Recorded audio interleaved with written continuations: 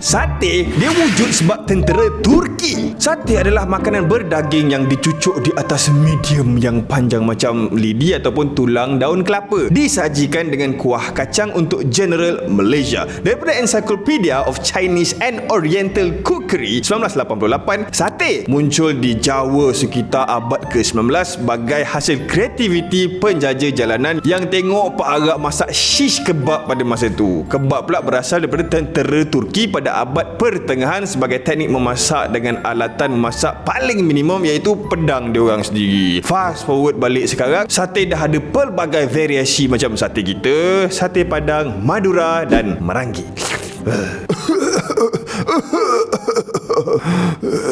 Ini Encik Muhammad Zakirin kan? Ya saya. Jadi gastrik Encik ni dah boleh baik, tapi kita nak kena makan dulu. Okey. Okey, Encik makan ni ya. Kenapa? Makanan lain tak ada ke? Tak ada, kita nak kena cepat ni makan lah. Alamak, tak boleh. Apa tak bolehnya? Makan sekarang. Makan dah agak dah. Pakai susuk, bukan gastrik.